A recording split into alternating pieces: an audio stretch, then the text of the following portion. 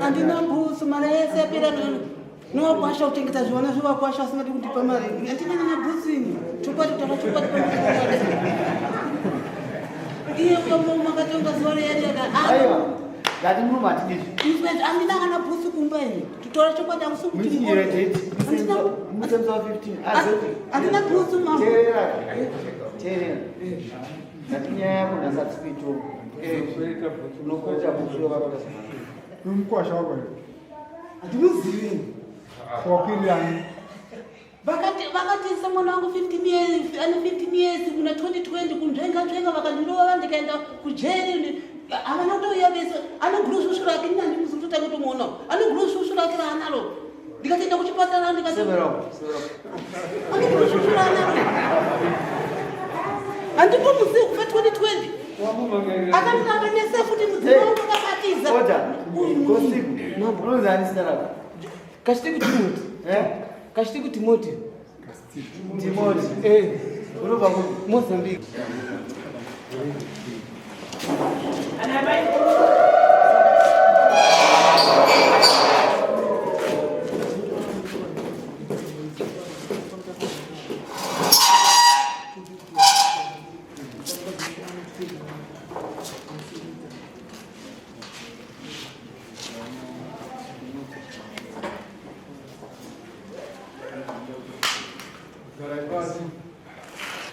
Gari basi.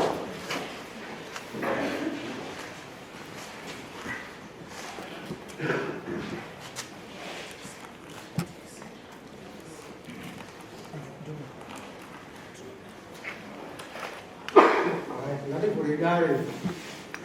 Akazimfuru wale. Wengi sana wako. Matombe.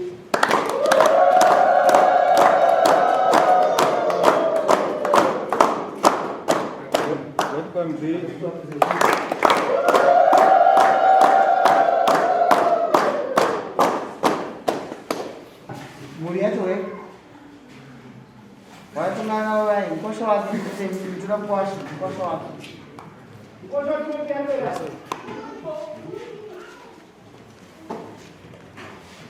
Basi kama tukigai basi.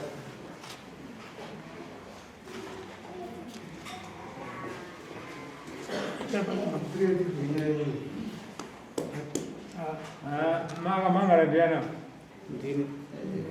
waisira pa Timotio Ndakaisira pakuti mwana mazora pasi ndiri nditendeke takati isusu takuda mwana wako tauya ndizi mibhedhi mwana wako akatorwara anda age ndizo ndizvo ari fomani grade 7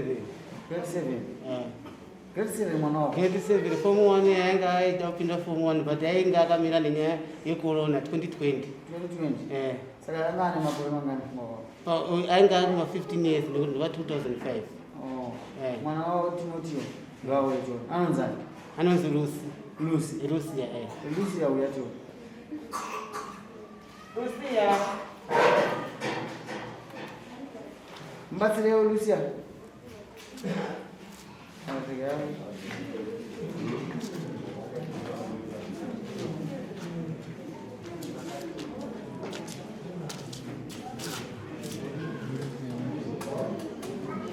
wakati yao mwese babao ipa awajena wako wakimana isi sika muno ndaretu ndechivano oya mboya mwana oya kare omutsoba chimoza baba tiri mangadiyo ya kama baba tiri mangadiyo je mwana wako ere mwana wangu yanzani Lucia Lucia andi baba wako une makore mangani 19 years 19 years wazo wali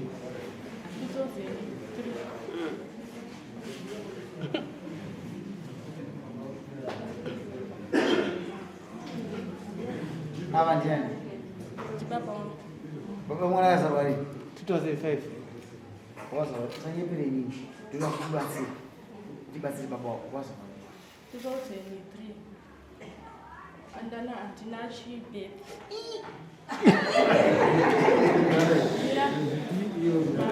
handina bebe baba wangu haana chitupa Timotio ndoda kubatsira tore chitupa aiwa ndachinoda kubatsira unacho chitupa aiwa muzotibatsira aiwa zvinaba une chitupa ndinacho chemozambique ndachisiya kumba zvangu sorry ndinacho chitupa chemozambique but chitupa uka vakatoreswa namai vacho panguva yachinangasa ndatora chitupa izvo zvakauya kumozambique zviye zviyandika ndini ndakavapa go ahead 2017 handidika vakatoreswa namai vacho varipo 3 muzaka iye akapuwa akatoresa bheti rake zvese nekuti vainga vachienda kuchikoro iye manasisi wake vaka maform 4 aipingi nomunhu asina bheti asina chitupa handidika saka zvese zvakutara zvingo zvekunyepa ava atipwa kuti anzi awe ita makore udzikise nekuti mushando wako iyoyo nhamo ndeyako ausangepere vanhu wakubaiwa majekiseni neshamwari dzako iwe chigezesa twana imhosva yangu taura chokwadi yako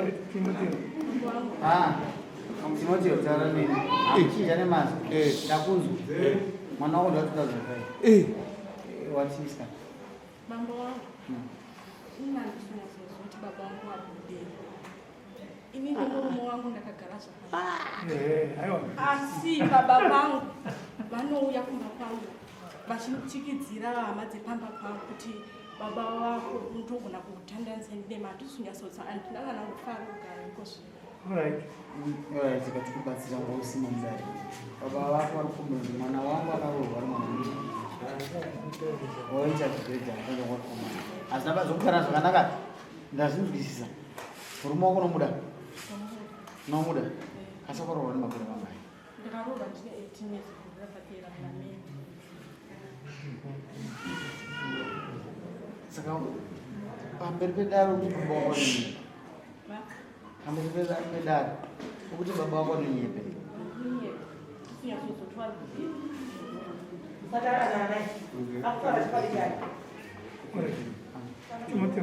hanzi nebheti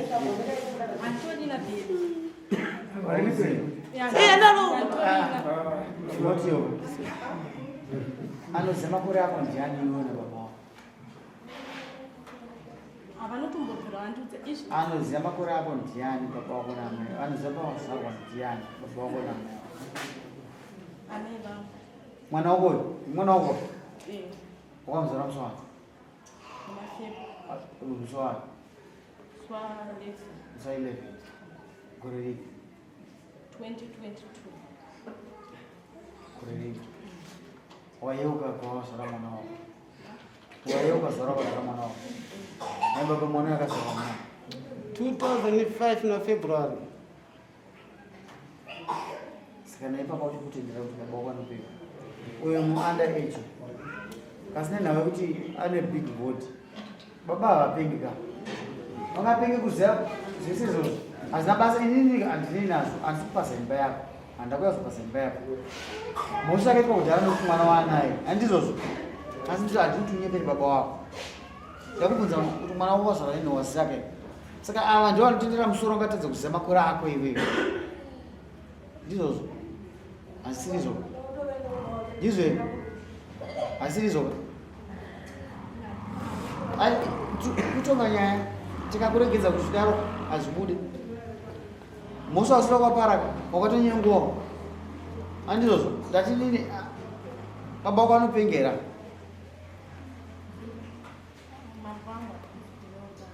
haapenge orit sa 2005 kusvika izvinezvi ane makore mangani wanogona mitsi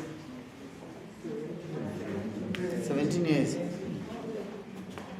waita mwana une 16 kana neni ndaenda kuonoko kana neni nangoda tondangoti musikana munhu mukuru kasi munhu hatina kunyanya kupusa stereki tinoshandisa bvunza makore nokuti wakaita ignorance ka hauna kaunoina unoparara ari kuti mwana wenyama asara alright isi tutaangokuchajai zvipamutemo wakarohwa mwana mudiki Nanditi isu tine mutemo wedu womudzimbo medu watikaisa nguva yecovid yese tati pakati pokuisa bhailo redu unotunga zimbedo shamba yedistrict andizvozvo ndio vatakutunga naro murume wavo tinombira kudemeji kusvika kukanganisa kwakaita kusvika kuchikoro andizvozvo tofanana mazuva ekubhadhara zvanga zvichirambwa natimotio kuti mubhadhare zvio zvakuya nemudare muno nokuti ndizvozvo katimotio Tirikwadi mama. takuita izvozvo Chokwadi izvo. haachakumba kwenya achitanga kubhadhara handisi kurodza mwana wekuti mwana wemwana mudiki ndikubhadharisa zvinhu zvinoenderana nezviri mubhailo redu andizvozvo toshiba vhura bhuku dzenu iri bhuku dzenu unoponesa imini vabereki ari kana timotio sondo rapera vanhu yapongwa timotio anopenga inyepe vanhu vaitoti timotio haapenge taimupusha kuti ataure zvatoda kuti ataure tiwane information yakwana iwo hausai muno uchimudaro uchinyepa wasitwazikutwara hazina basa ukarorwa mwana mudiki asi hazvichinje kuti uri mwana mudiki mombe yatipuchaja muno iwo kana usikada kudzokera kuchikoro munyingini wavo kwachandiswa nemombe iyoyo kuchikoro nokuti engefa ungetsa iwo mwana wachikoro mwana watimotio andizvozvo taurai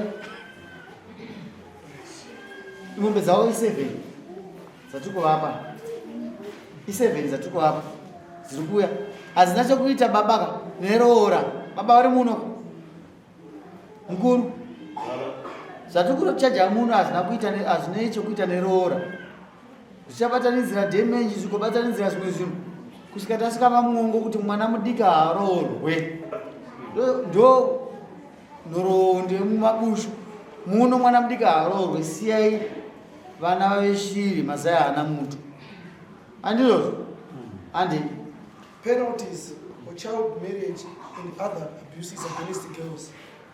Any person who marries a child shall be guilty of an offense in terms of this bylaw and shall be liable to a penalty of 2 cattle, and that penalty shall be paid within 1 month from the date of judgment. Momembi, any person, imi murungo munhu zvake atora mwana andizvozvo momembi batai baba nokuti hatisi muchasaina mese naamai tichauya kuzotora zvinhu zvinhu zvokumba. Any person who serves as minyan on any child marriage shall be liable to a fine of 1 cattle and a 1 goat within a period not exceeding 1 month. Naye Timotio, akaya kumba kwako achitira kubvisa mari tizivane ndiani. Kakatanga kuuya watinoti tsano anonzi Njakama ndikamurambira ukazouya anonzi anatete ndikazviramba avaraba amene kuti ndambowatarisa chiso chavo vaisire mombe yavo tozaita nhati mwana mudiki harozi. Any person who facilitates child marriage upon his own mani 3 baba batai zvenyu.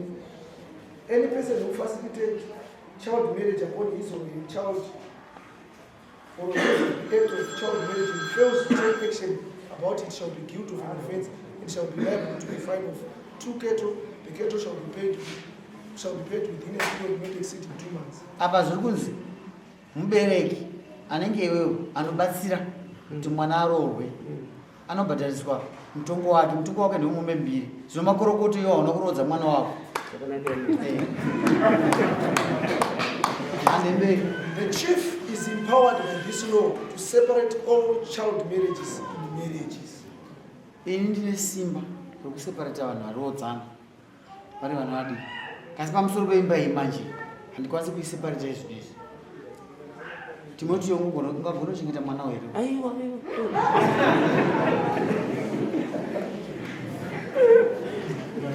andemberi Every village head or village chairperson or community leader that gets a report of a child marriage and fails to report to the headman or the chief shall be liable to a fine not exceeding 2 goats. These goats shall be paid within a period not exceeding 2 weeks. This offense will also attract a dismissal of the village head or village chairperson.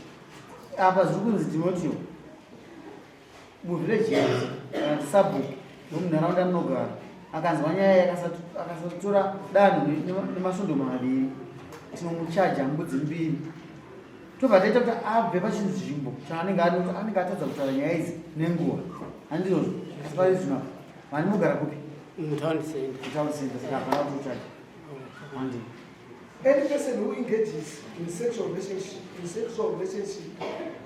a child within a prohibited degree shall be guilty of an offense.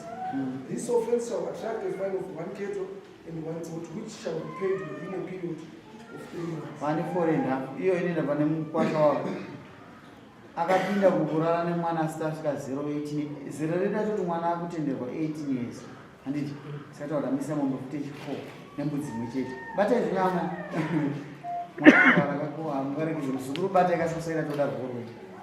Every parent has a duty to take care of or maintain his or her child, and failure to do so shall be rendered as neglecting the child. This is an offense under this kingdom, under this chiefdom, and shall attract a fine of 1 cattle and 1 goat, which must be paid within a period not exceeding 1 month. Mubereki mumwe nemumwe ane basa rekuchengetedza vana akasaita izvozvo munharaunda yemambo Bushu tinomuchaja mombe imwe chete nembudzi imwe chete handiti.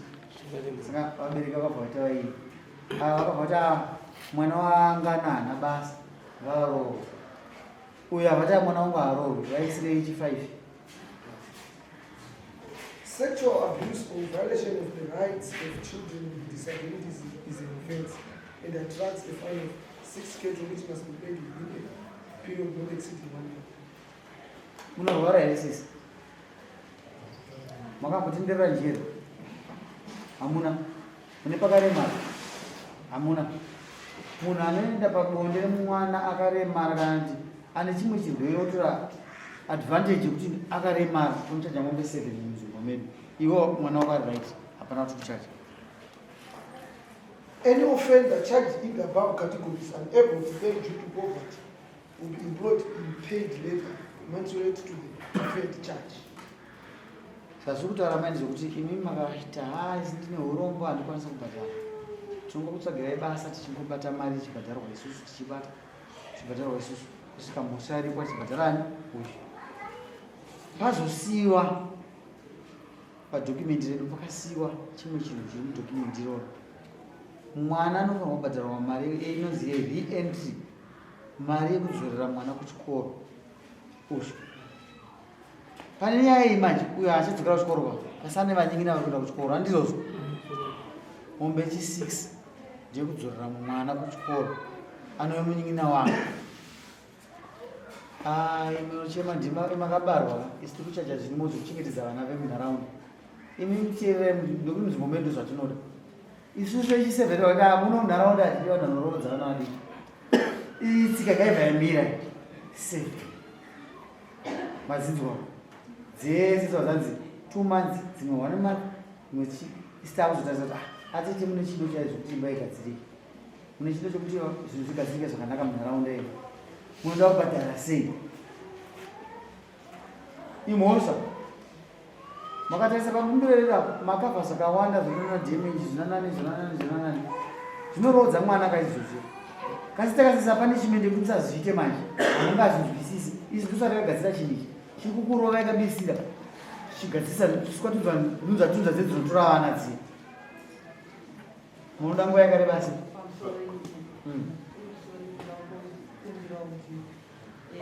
ndandikungoti zvangu mhosva hatirambe asi pakutiwo tizive kuti mwana wayanga ane makore mangani tofunga murume ake akambomubvunza vachidanana kuti nemakore mangani akataura sei akataura asi tizongotiwo baba wake ndo vanoziva chi makore azvarwa mwana isisiwo zvedu vabereki tanga tisingazivi ende achiuyawo ndora wekuti akambobvunza akangotaura semakore chi yaari kungotaura iwaya saka mamuda kubvisa mombe maisa chichemoda chitambira vabvisa mombe kana ipapo ndakukunirawo baba wake trust vakunono saka ndikunga ndiwo baba chichemo chaiswa natite machinjwa imimi makuda kubvisa kana ignorance haina defense ani munozisiya mutemo munoverenga zvakanaka tembo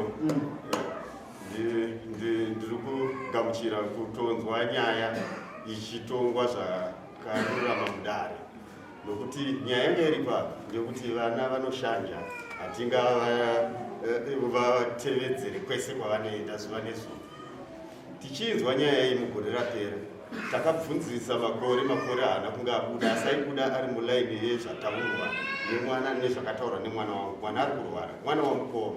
Mukoma is now late. Mwana wamukoma. Mwana wamukoma. Even ndikupatsanura kuti zvinyatsokuda zvakanaka. Uye zvakare iye mwana iye anorwara. I've got documentation yandinayo yake yatiri kufamba nayo kuenda muzvipatara zvakasiyana siyana. Ane iwe health ndinofunga makamuona musi uya. Saka nyaya iripo ndeyekuti kuno Kudare tauya kanenge kano kakechitatu. Tanga takauya tichinzi Pfuma. Kechipiri ndiri kuda kunzwa kuti akaroerwei. Nhasi yauya pechitatu yakauya kuti underage. Ini ndiri kuti kubva pakatorwa mwana. Baba vangu vari pano. Havana kuisa nyaya iyoyo padare. Pakatoita zvimwe zvese yazouya tezvamekubatika nyaya yakanaka stere mwaitorera pasi taura haka munobuda zvakanaka. Ava vataura zvinhu zvekuti akakanatisa kuziva mutumbi womwana nemakore akataura. Ndikati chichemai munhu ziri 7 tangirai ipapo musataura nhoroondo nayo kudhara ndaibata. Kuchema mudare chokwadi. Ikoko tinotadza kusvika mambo tingakwanise pamwe nhatu. Mazvita vaise mombe dzavo 5. Uchabhatara sei zvako? Pakaoma mambo munototipa nguva chaizvo nokuti totodzoka. Munomura. Ava mukuru ngati mombe 5. Zvatachinano ndakakumirira mombe 5. Nokuti ndikupa mazita nduda 10. Tonga tichiedza mutemo kana kana zvatabvisira dzimwe mbiri idzi handiti ndizvo toisa mwana chitubu ndizvo bheti ngakutoro anacho anaro bheti ana amai vake svika vakatisaka vakugara musango avanhu vakatisisa mukadzi wangu ka aunonga huitika magoboka kuti nyaya ishaye value mai ndo vano bheti iyo mai vangu mukadzi wangu akugara musango kubva gora rakapera muna mei vanhu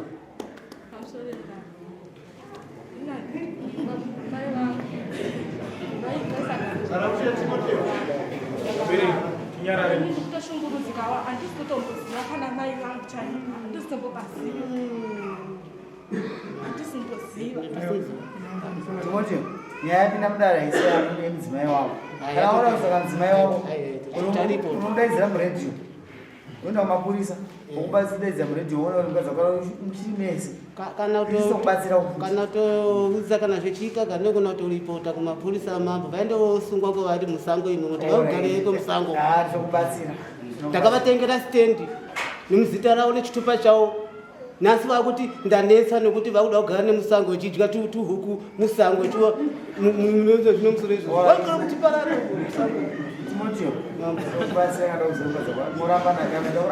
Hatirambani, tichirambanira kumukadzi wangu kakunjenga kuda kuti iye anzogudhu munhu akanaka sereki musango iwo wobva wamurepembedza.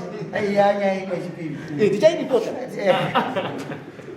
Timotio, mombe dzako 5. Mwana kautika kunomba kwavo kwana ava kwakwana tezvora wako uchikanganisa magariro emumba wazvinzwa pa wakuteedza tsika yako idare rine ndichitera zvinhu zvako chimondimokandikata unoteera dare muno handizvo usanetsane nanatezvora nanamkurungai vako kana kukanganisa ndai mwana wako ndoda kuteera muripo wako kudare kuno tati mombe 5 mombe 2 unokwasha kuti atibhatira mwedzi mitatu kubhadhira mombe ngani 2 tomusunungura futi kuti amhanye sezvo wazi kuti ari kurwara handizvo ndipe mapepa baba ndipe mapepa tinoda kuita zvinhu zvinombowo kuti mangwana zvisazonetsa mazuva ano chinonzi technology mapepa ari kuonekwa mufoni handiri kuzona tozoda kubuda tutaona ari mufoni urambozotakidza sezvo ari kurwara mukwasha wako takumba nguva futi kati 3 months womupa futi mumwe mwedzi tomba mumwe mwedzi 2 futi handiti dza5 ubhadhira mombe dzimwe 2 ozomupa mumwe mwedzi 2 ubhadhira upedzisira unoachitora yapedzisa mombe yako imwe chete ikuita $300 pamwe andikuzinzikisa haisi kuye kuroora kana kuita sei zvepfuma munozotaurirana uye achita makore wazinozotaura ndekuti mwana wakakanganisa andada kuyauzoro ndati nini washikudzika mungu yakarebadisa kasi pane imwe mombe chishanu yekupedzisira nezvipuhwa iyo haisi yako mari iyo unofana kubhadharira mwana wechikoro asara kuti aende kuchikoro wazvikuisa saka isi tichibva pano kune vanoshanda mabandiko evana vachidiki handiti mwedzi wekupedzisira munosimuka nawo muchindobhadharira vana vechikoro school fees wazvito chendoda kupa chichena chekuti isusu inini pandaienda inini ndichienda ukumba kwavo vanhu ava vanokamwe kaundu kaikaiko kudherera nditika vainzi kukoti vainge vasingauyi 6 ndinasi zuva rechi6 vasingauyi kupi kukoti mukunzwa ka mari yangu yechipera yebhazi muzwa saka izvozvi vanhu ava kana vanzi ivo vari kubhadhara mari chandisingasadi kuya kuna ndichifambira mahara ini nyaya yekufambira mahara iyoyo ndinosaina upenyu wangu nokuti inini handidi kushandiswa kundifambisa mahara ndisiya basa rangu wataura kabisira kana uchitara kusaina upenyu wako kuti ini ndokuna kutofa chaite kutofa nekuti vanondifambisira mahara vanhu ava ngavachise kwasandifambisire mahara kundipedzera nguva handiti manhumu yakunokupa pakonapo ndopanobvunza kuti mwedzi yangu mari yangu yauya here apo saka imimi munosiya mapanana foni novava vanokufonera kuti uyai kuno hamuye mahara mandini mari yacho vaida kuti handi pfuma yepfuma ngavabhadhare mbijana tione pfuma vaitaura mwana wakane chirwere mukwati wakane chirwere cheitsvo wazvinzwa ndataura ndozvandikuona kana saka unovapa mukanaka masimataura taita pakati mombe mbiri kana vakane imwe chete hairambisi handisi kuda kuti ushungurudze vanavo iwe unosiya foni nhamba yako pane sekretari wedu handiti kana mari yasiyiwa anokufundirwa kutore mari usafambire mahara tenera katoti dare wakwira katita kubatsira wakwira dare rako mari yako wakwira nayo dare inodzorerwa futi inobva nyorwa pai mubhuku vanokubhadhara mari yako tapedza vazviita asi musisati tada kuti utaura pasisina zvapera tatisi tinodzera mari after 3 months so mwedzi unoyo unoudzwa ipapo kuti unozoitira rini mari inge kana tatimombe mbiri kizokutanga kasi kana kwavisa imwe chete haisi mhosva inozongouya kuti panozoswa panozita dzimwe mwedzi miviri panovisa imwe mari yangu yebhasi ndaifa chiwirirana nana mukurunga iwavo wazvizwa zvatati ndowirirana namukurunga akasaya panozoswa ikoko uchita handiti noizi ini ndiri munhu akatokwana asi ivo anonga chingondidherera chete chete aiwa nadakuti tezaro endai mosaina akasaina ake mukomana pale akasaina ere nguru mazvita nyakamira mutongo gare zvakanaka mwana uri mwana mudiga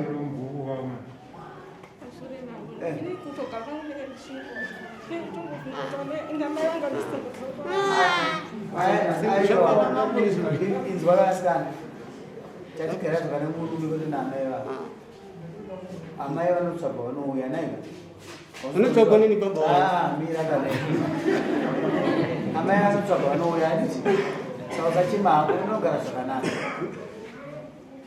wazvizwa unogara zvakanaka saka uchema sumuka inewaiti tinoita basa timoti waita basa uraite zvakanaka waita basa